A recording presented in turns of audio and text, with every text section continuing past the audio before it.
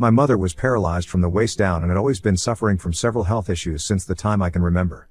Her condition required constant care and attention, which placed a significant burden on our family. My father worked as a truck driver, so he was often gone for long hours, sometimes even days. Dad and I did everything we could to ensure Mom was comfortable and well cared for. However, his job's demanding nature meant that I had to shoulder a lot of the caregiving duties on my own. We had a nurse who would come to help out occasionally, but it wasn't often enough. We simply didn't have the financial means to hire a full-time caregiver. The times when the nurse was there felt like a relief, but those moments were rare. This left me with the responsibility of taking care of my mom for the majority of the time. Every day after school, I would come home and immediately tend to my mom's needs. Whether it was helping her with her physical therapy exercises, preparing her meals, helping her to relieve herself in the washroom, or just keeping her company, it was a full-time job in itself. There were so many days when I was exhausted and felt like I was missing out on my teenage years. While my friends were out having fun, I was at home ensuring Mom was okay. She was very needy and would not even let me leave her room to watch TV or do my homework. I would have to sit right next to her in bed while finishing up my assignments so she could feel like she was helping me out in some ways. As you can imagine, by the time I graduated high school, I was utterly exhausted to be at home. The years of balancing schoolwork, caregiving, and trying to maintain some semblance of a social life had taken their toll. I loved my mom dearly and never resented her, but the constant responsibility weighed heavily on me. I was drained physically, emotionally, and mentally. Despite the exhaustion, I knew I had done everything I could to make her life as comfortable as possible given our circumstances. When it was time for me to choose a college, I deliberately picked the university that was the farthest from home. I knew that if I chose a closer school, I would be drawn back home every weekend to take care of Mom. I felt a profound sense of guilt about my decision, but I also recognized that I needed to prioritize my own survival and mental health. The years of caregiving had left me drained, and I needed a chance to recover and live my own life. My parents were not happy with my choice. My dad, in particular, insisted that I drop out of the university and take a gap year. He wanted me to apply to universities nearby so that I could continue to help take care of Mom. Meanwhile, Mom kept telling me that I could never live without her and that I was abandoning my family in their time of need.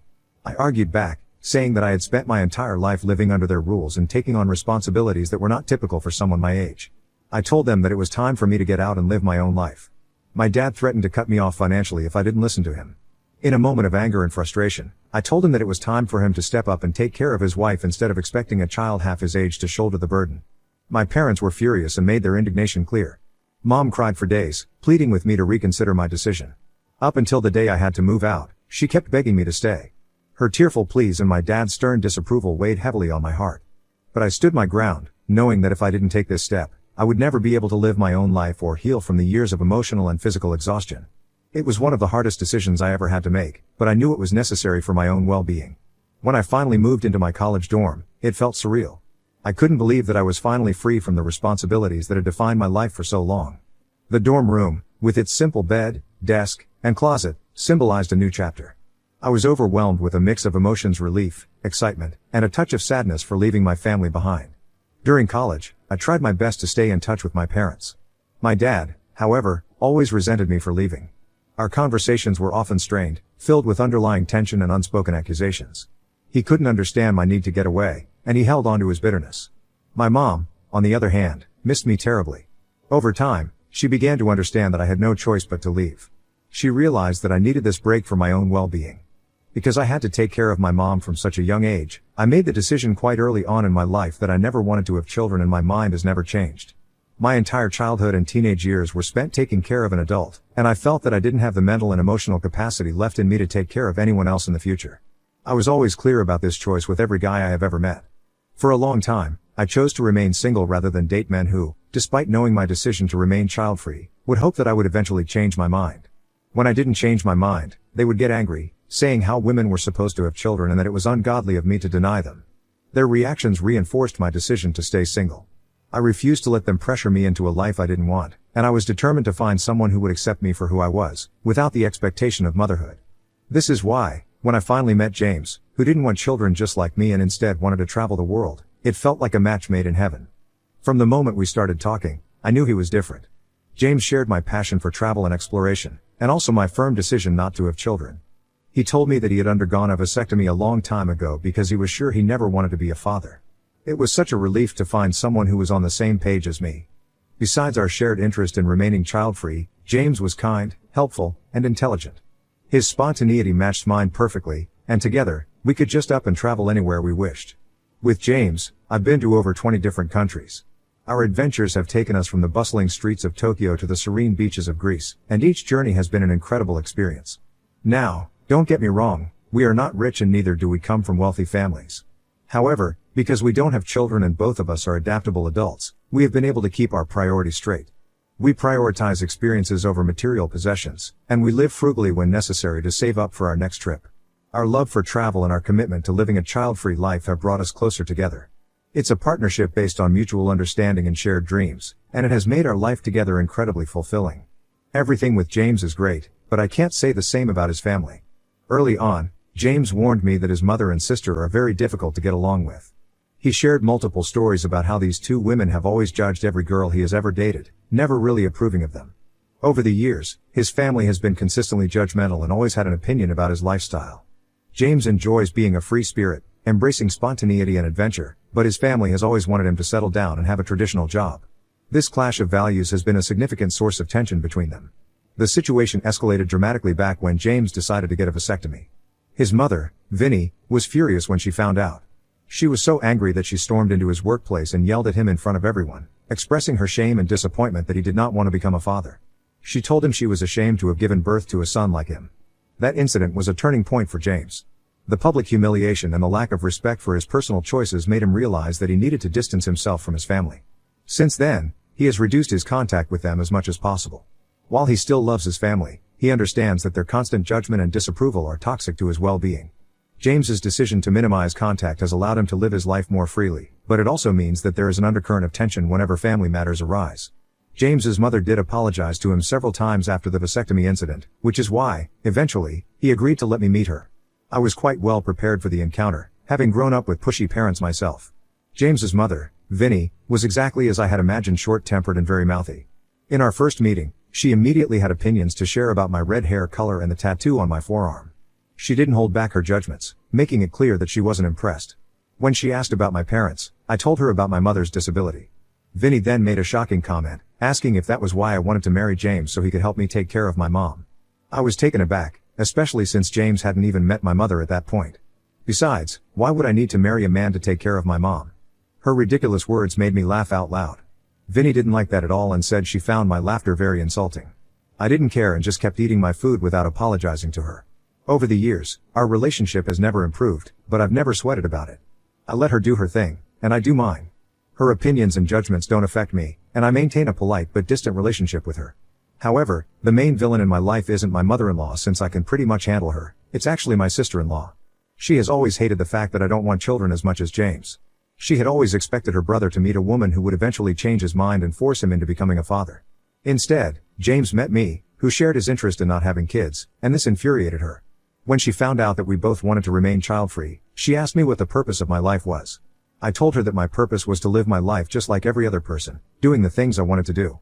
However, she argued, questioning the point of God giving me a uterus as if the sole purpose of a woman is to become a breeding animal. I responded that just because one has a uterus doesn't mean they have to use it and that people who don't want to have children shouldn't be forced to take on kids they can't manage. Nothing would damage a kid more than having parents who don't know how to take care of them. Despite my explanation, SIL just shook her head and kept telling me how James and I were going to regret our decision when we were older and had no one to take care of us. I quipped back that I didn't want to have children just to have insurance for them to take care of me, as there's no guarantee they ever would. I also mentioned that I would feel much more comfortable at an old age home, with nurses and staff who could take care of me, if such a situation ever arose when we were older. SIL never bothered listening to me, as you can already imagine. Over the years, she has done everything in her power to force us to change our minds. It all started with her having children and then calling us every other weekend to take care of them. Now, James and I love our nephews and niece, but spending time with them for 3 to 4 hours isn't going to change our minds about not wanting kids. Currently, James and I are working hard to build our marketing agency. Even though it has just started, we've already onboarded a few well-paying clients. This time is crucial for us, and we know we have to work very hard to retain them for a long time. At this stage, we also rely heavily on word of mouth from these clients to spread the word that we're a good agency for their brands. Because of this, James and I have been very busy with work and haven't even traveled anywhere. SIL is well aware of this, however, without ever checking in on us, she will just drop her kids off at our place unannounced. She will give us excuses that she needs a break or has to buy groceries but will be gone for hours on end. Whenever this happens, James tries to take care of the kids for about an hour before he gets quickly irritated. He then ends up switching on the TV for them and lets them watch whatever they want to. Kids being kids, get quickly bored and want attention, so then they start wailing or fighting among themselves, which is when I am forced to leave my work and play with them. I know they're just kids, but due to all this, I've started to resent them, and I know for a fact that James does too. This situation is frustrating because we are trying to build something important and every interruption feels like a step backward from our future. Despite my best efforts to maintain a good relationship with my SIL, her constant disregard for our time and work commitments is creating a significant strain. We have had several talks with her, but she just dismisses our feelings, saying her kids are practically related to us by blood and that we should learn to live with them. This is why for the past 2 months, James and I have been escaping to cafes to work, just to avoid his sister's unannounced child drop-offs. Whenever she would show up at our place, we'd tell her we were out meeting a client or had an important meeting that day. This way, we knew she couldn't leave the kids with us any longer. Of course, my SIL would get furious that we were unavailable and would demand we come back home, but James would argue back, insisting she needed to watch over her own kids instead of pushing them onto us all the time. Later, my MIL would call James to reprimand him about not helping his sister enough and how difficult it is for her to be a parent of 3. I would encourage James to tell her that if she cared so much about SIL, then she should start taking care of the children herself. This would infuriate MIL even more, as she'd then make excuses about being too old and having done more than enough. She would then continue to insist that we were young and needed to be around children. While we respected her perspective, we couldn't compromise on our priorities. The cafes provided us with a sanctuary where we could concentrate on client meetings, strategy sessions, and creative work without the unexpected disruptions that came with SIL's unannounced visits. This strategy has been working well for us for quite some time, and while it hasn't resolved the underlying family tensions, it's given us the space we need to prioritize our work and maintain our sanity. Recently, my mother succumbed to her ongoing illness. When my dad called to deliver the news, I was devastated and completely shattered. Despite the distance that had grown between me and my parents over the years, I still loved my mother deeply, and the realization that she was no longer with us was incredibly painful. James and I immediately booked a car to drive back home, a journey that would typically take 3 to 4 hours depending on traffic. However, just as we were on our way, SIL called James. She informed him that she was exhausted and needed a mental break, asking him to take care of her kids. James explained to her about my mother's passing and expressed his inability to help at that moment.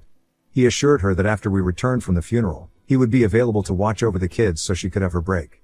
But SIL's response shocked us both. She had the audacity to suggest that we take her kids with us to the funeral. She thought it would be a good idea for them to enjoy a long drive and spend a few days with us. I could hear every word she said because James had her on speakerphone in the car. I was baffled by her insensitivity and rolled my eyes. This was my mother's funeral, for God's sake, not a joyous trip to Disneyland. Her kids had never even met my mom, and the thought of bringing them to an event where people would be grieving was completely inappropriate and disrespectful to everyone, including me. SIL didn't even bother to ask James about me or about how I was doing, yet wanted us to just take her kids off her hands. James again declined her and told her that he was driving so he would have to call her back later. During my mom's funeral, I received only a couple of texts from my mother-in-law and sister-in-law offering their condolences. I didn't hear from them over the phone, but I wasn't too bothered at the time because my focus was entirely on honoring my mom's memory and supporting my family through this tough period. On the day of the burial, James started receiving numerous missed calls from his mother, which he chose not to answer. Since I had left my phone at home, I couldn't be sure if they had tried to reach out to me as well. When we returned home after the funeral in the afternoon, I was surprised to find several voicemails waiting for me from SIL and MIL. I initially thought they were reaching out to express sympathy for my mother's passing, but to my surprise, there were multiple voicemails demanding that James and I come back immediately to watch over the kids.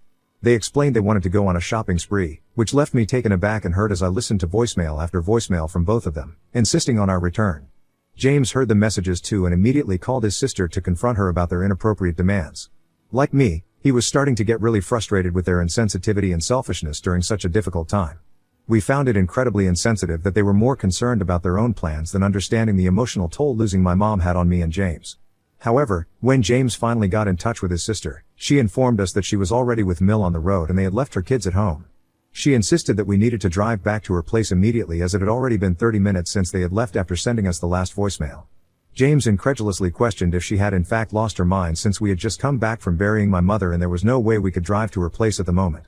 Hearing this, in the background, MIL started to yell at him, accusing him of only prioritizing his wife and having no problem driving with me to my mom's funeral. She said he should also prioritize his family and have no issue driving back immediately and taking care of his nephews and niece.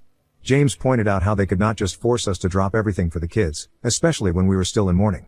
However, SIL defended herself, stating that she had left the TV on and provided enough food for the children so we didn't have to do much for them, but she insisted that we needed to return home as soon as possible because the kids would get hungry soon. My eyes widened in shock as I started to realize that she sounded quite serious. As a result, my husband and I decided to drive to her home, even though we were exhausted. We called SIL several times throughout our drive, but she let our calls go to voicemail each time. We kept hoping and praying that she was probably pranking us, and that she would not actually abandon her own children. When we finally arrived at her place, our worst fears were tragically confirmed. We entered her living room to find all her 3 kids in a state of distress, hungry, crying, and visibly shaken. The sight of their tear-streaked faces and desperate cries tore at our hearts. It was clear they had been left alone for far too long and looked very relieved to see us there. Immediately, we rushed to comfort them, providing food and soothing words as we assessed the situation. Guilt and anger surged within us. How could SIL have been so reckless, so indifferent to her own children's well-being? However, to our further horror, we discovered James' niece in distress as she had half a crayon stuck in her nose. She was apparently playing around with crayons and was now struggling to breathe properly. We had no idea how long she had the crayon up in her nose, so we immediately dialed 911, explaining the urgent situation. We also had to explain how SIL had abandoned her children, leading to their critical condition since we didn't want to be implicated in this incident. The ambulance and police arrived swiftly, and we recounted the events. We informed them about how we were at my mother's funeral and then had to rush back home after SIL had already left the kids all on their own. Eventually, CPS was notified, and by then, we knew this was a serious matter. Later, when SIL and Mill arrived, seemingly oblivious to the severity of the situation, carrying multiple shopping bags, they were shocked to see police and CPS personnel speaking with us. SIL erupted in anger, accusing us of betraying her and attempting to harm the custody rights of her children. She tried to explain how she had left the kids at the safety of her home and that she knew me and my husband would drive back home immediately, so her kids were never actually in any real danger. Fortunately, CPS and the police didn't agree with her. Following these events, SIL has been arrested for abandonment, and the children have been put under our care temporarily since their father lives in another country and will take some time to fly back home. Mill is furious at James and me for involving the authorities and has threatened legal action against us. According to her, we have mentally harassed and endangered her daughter by getting her arrested for no reason, as this could lead to SIL losing custody rights permanently.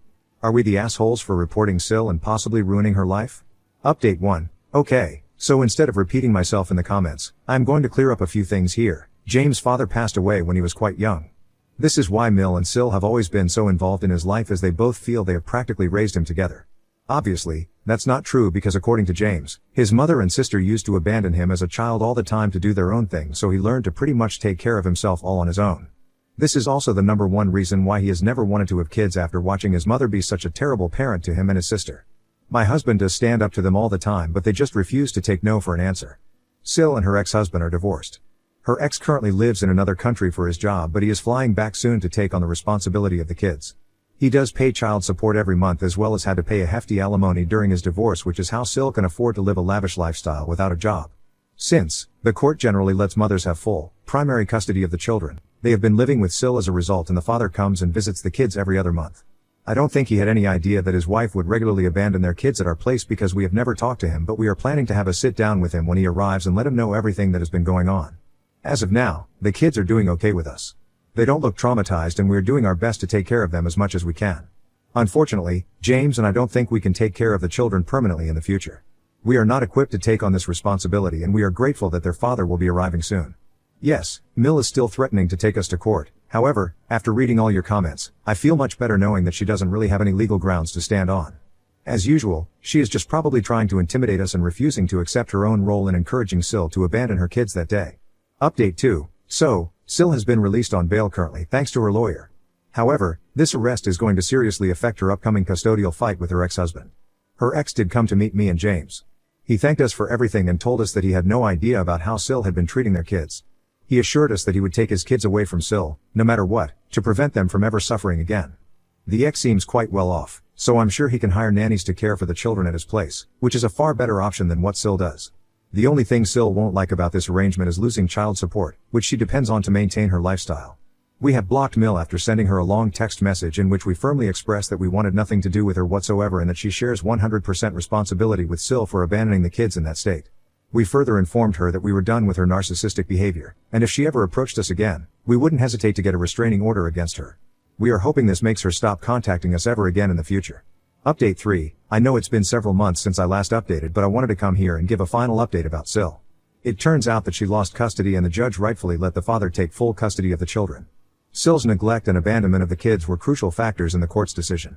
During the custody battle, several witnesses, including us, testified about the conditions we found the children in and SIL's irresponsible behavior. I also testified about the multiple times SIL would drop off her kids at our place and practically force us to take care of them. In the end, the judge deemed it in the best interest of the children to be under their father's care, given his stable situation and commitment to providing a safe and nurturing environment. On the day of the court ruling, SIL told me and James that we had no right to involve the authorities and that all we had to do was keep our mouths shut and take her children to the hospital if one of them needed any medical attention. She called me several insulting words and accused me of being jealous of her. James told her that this was probably the last time we would ever be in the same room together, and threatened to take legal action against her just like we had given the same warning to Mill. Fortunately, over the past few months, the children have become adjusted well to their new living arrangements with their father. They are finally surrounded by the love and support they deserve. We video call the kids every weekend.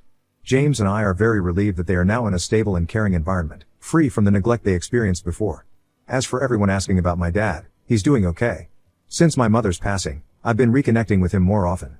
It's been a process of healing and rebuilding our relationship during this difficult time.